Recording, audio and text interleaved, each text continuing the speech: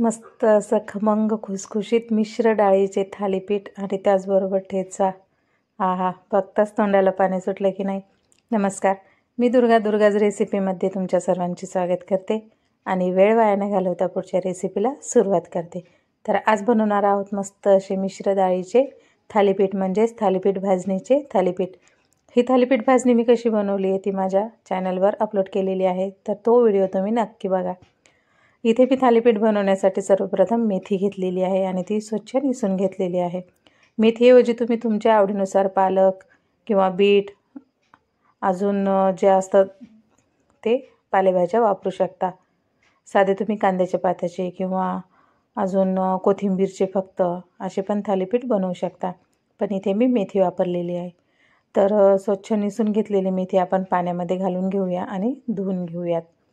ती आता पाणी झरण्यासाठी एका छिद्र असलेल्या जाळीच्या चाळणीमध्ये किंवा टोकरीमध्ये आपण ते घालून ठेवूयात. त्याचबरोबर इथे मी टोमॅटो घेतलेला आहे, मस्त असा बारीक चिरून. तुम्ही चॉपरने पण ह्या भाज्या कापून घेऊ शकता. त्याचबरोबर आपण शिमला मिरची पण चिरून घेऊयात. एकदम बारीक अशी ही चिरून घेतलेली आहे. आणि हो, मस्त अशी लाल शिमला मिरची पण होती, ती पण चिरून घेतलेली आहे. टोमॅटोपेक्षा शिमला मिरचीच लाल दिसते. एकदम बारीक अशी ही चिरून घेतलेली आहे. मिरची तुम्ही अशा पद्धतीने एका मिरचीचे 4 भाग करून एकदम बारीक अशी चिरून घेऊ शकता, किंवा त्याऐवजी पुढे मी सांगणारच आहे. थोडी मी कोथिंबीर घेतलेली आहे, धुवून कोरडी करून ठेवलेली होती, ती पण बारीक अशी चिरून घेणार आहे. अशा पद्धतीने सर्व भाज्या मी चिरून घेतलेल्या आहेत. आपल्या रंगबिरंगी भाज्या चिरून तयार आहेत. तर चला, मिरची चिरायची नसेल तर तुम्ही मिक्सरमध्ये बारीक वाटून घेऊ शकता. जेवढ्या मिरच्या हव्या आहेत, तिखट प्रमाण तुम्हाला, तेवढ्या मिरच्या मिक्सरच्या भांड्यामध्ये तुकडे करून घालून घ्यायचे आहेत. लसणाच्या पाकळ्या पण घालून घेतलेल्या आहेत. त्याचबरोबर इथे मी लाल मिरची पण घेतलेली आहे आणि 1 चमचाभर जिरं घालून सर्व आपण याचं हे मिश्रण वाटून घेणार आहोत. एकसारखं हे जास्त बारीक न करता जाडसर असं चिली फ्लेक्ससारखं आपण ते वाटून घेणार आहोत. आता इथे मी घेतलेली आहे थालीपीठ भाजणी. तर 2.5 वाट्या थालीपीठ भाजणी मी घेतलेली आहे. कमी जास्त तुम्ही करू शकता. त्याचबरोबर चिरलेल्या सर्व भाज्या यामध्ये घालून घेतलेल्या आहेत आणि जी मेथी आपण पाणी काढून घेण्यासाठी ठेवली होती जाळीमध्ये, ती पण घेऊन मस्त अशी बारीक चिरून घेतलेली आहे आणि ती याच कटोऱ्यामध्ये घालून घ्यायची आहे. तर हे माझ्यासोबत नेहमी होतं. मी जे भांडं घेतलेलं असतं ते मला नंतर मिश्रण मिक्स करण्यासाठी कमी पडतं. तुमच्यासोबत पण असं होतं का? कमेंट करून नक्की सांगा.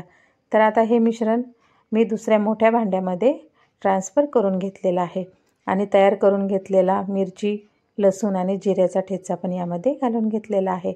आता त्याचबरोबर इथे मी पांढरे तीळ वापरलेले आहेत, हळद घालून घेतलेली आहे आणि चवीनुसार मीठ घालून घेतलेलं आहे.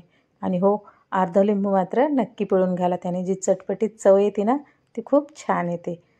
चिरून घेतलेलं आहे आणि सर्वात महत्त्वाचं म्हणजे यामध्ये 2 चमचे मी तूप घातलेलं आहे. तुम्ही पण आवर्जून घाला. तुपामुळे काय होतं, याची चव पण खूप छान येते आणि थालीपीठ अगदी खुसखुशीत आणि छान होतात. आता हे सर्व व्यवस्थित मिक्स करून घ्यायचं आहे आणि नंतर यामध्ये पाणी घालून व्यवस्थित आता याची आपण जी कणिक आहे ती मळून घेणार आहोत. कणिक आपल्याला जास्त घट्ट किंवा पातळ मळायची नाही आहे. एकदम व्यवस्थित अशी एक मीडियम ही कणिक मळून घ्यायची आहे. तर तुम्ही बघू शकता, अजिबात पातळ नाही किंवा घट्ट पण नाही आहे. आता हे सर्व मिश्रण व्यवस्थित एकसारखं करून घेऊयात आणि नंतर यावर एक 10 मिनटं आपण झाकण ठेवून घेऊयात. 10 मिनटानंतर तुम्ही बघू शकता मस्त असं हे सेट झालेलं आहे. आता हे थोडंसं चमच्याने मिक्स करून घेऊयात, म्हणजेच खालीवर करून घेऊयात. आता तवा तापायला ठेवला आहे. तवा तापला की त्यावरती थोडंसं तेल घालून घ्यायचं आहे आणि पाण्याचा छिडकाव करून घ्यायचा आहे. नंतर जे थालीपीठचं आपलं मिश्रण आहे ते यावर टाकून हाताला थोडं पाणी लावून व्यवस्थित थापून घ्यायचं आहे. तुम्ही कपड्यावर थापून नंतर यावर टाकून घेऊ शकता. तुम्ही जर माझ्या चॅनलवर नवीन असाल तर माझ्या चॅनलला लाईक करा, शेअर करा आणि असेच नवीन व्हिडिओ बघण्यासाठी माझ्या चॅनलला सबस्क्राईब मात्र नक्की करा. जरा एकदम पातळ असं थालीपीठ मी थापून घेतलेलं आहे आणि त्यावर परत थोडेसे तीळ मी घालून घेतलेले आहेत. तिळामुळं काय होतं, खूप छान असं क्रिस्पी एक हाताने लागतं आणि तिळाची जी चव असते ती छान येते. तर बघू शकता मस्त असे थालीपीठ तयार झालेले आहेत. तुम्ही कांद्याची पात जर यामध्ये टाकली किंवा कांदा चिरलेला घातला तर ते पण खूप छान लागतं.